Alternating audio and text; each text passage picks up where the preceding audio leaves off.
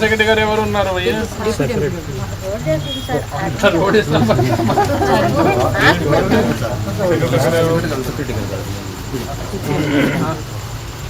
వాళ్ళ ఇంటికి ఎవరు రావడం లేదు చెత్త తీసుకోవడానికి. ఏరియాలోకి చెత్తకి ఎవరు రారు సార్. చెత్త మొత్తం అక్కడే వేసేస్తాం గోడ కింద.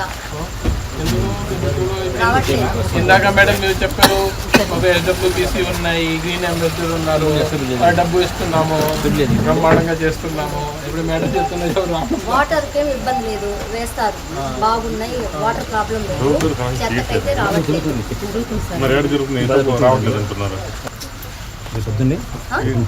రేపు పొద్దున్న కాదు, రోజు రావాలి. రోజు ఎందుకు రావడం చెప్పండి.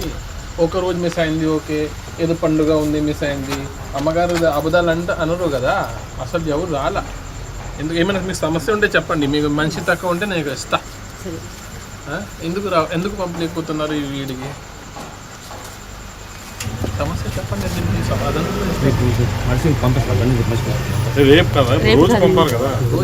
మీరు ఏదో వేరే చోట ఆపేసి ఇక్కడే పంపిస్తే లాభం లేదు కదా. 11 మంది ఉన్నారు సార్. ఉన్నారు మన కలవాకి మేజర్ పనిచేస్తారు ఉన్నారు సార్. పిలవండి ఆ గ్రీన్ మనిషి ఎందుకు రావడం లేదు ఈ ఏరియాకి? మీరు పిలవండి, నేను ఉన్నాను.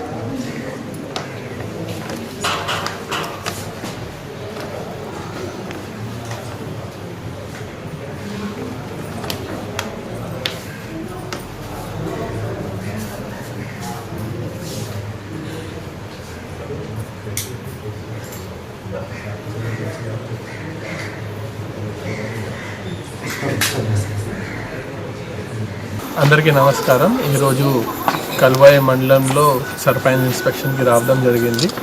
కల్వాయి ఎంపీడీఓ ఆఫీస్లో నెక్స్ట్ మీటింగ్ పెట్టడం జరిగింది.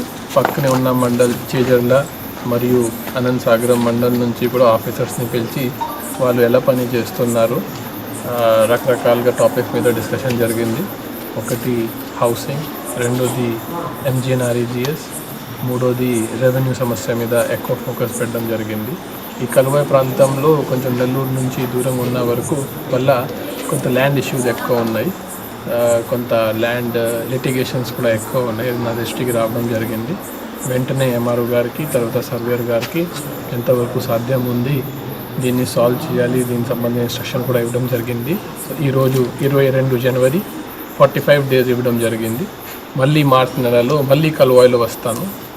ఈరోజు నా దృష్టికి ఏమేం గ్రీవెన్సెస్ వచ్చినాయి, దీని మీద పూర్తిగా ఏం యాక్షన్ తీసుకుంటారు అది కూడా మార్చి నెలలో టైం బౌండ్గా మళ్ళీ అడగడం జరుగుతుంది. దీంతోపాటు ఇప్పుడు మనకి జల్ జీవన్ మిషన్ కింద FTK కిట్స్ అంటే ఫీల్డ్ టెస్టింగ్ కిట్స్ ఇవ్వడం జరిగింది. సో FTK కిట్స్ కూడా 2-3 చోట వెళ్ళి ఆ వాటర్ క్వాలిటీ ఎలా ఉంది టెస్ట్ చేయడం జరిగింది. సో ఈ ప్రాంతంలో ఫ్లోరైడ్ కానీ ఐరన్ కానీ సమస్య ఏం లేదు, అది ఒక మంచి వార్త. ఆ తర్వాత ఇప్పుడు ప్రస్తుతం సోషల్ వెల్ఫేర్ హాస్టల్స్, ఇక్కడ 2 సోషల్ వెల్ఫేర్ హాస్టల్స్ ఉన్నాయి. ఒక గర్ల్ హాస్టల్, ఒక బాయ్స్ హాస్టల్. ఇప్పుడు గర్ల్స్ హాస్టల్స్లో ఉన్నాము. ప్రభుత్వం తరఫున ఇక్కడ రిపేర్స్ తీసుకోవడం జరిగింది. టాయిలెట్స్ కానీ మేనేజ్డ్ మెస్ ఏరియా కానీ బాగా క్లీన్గానే ఉంది, అటువంటి ప్రాబ్లం లేదు.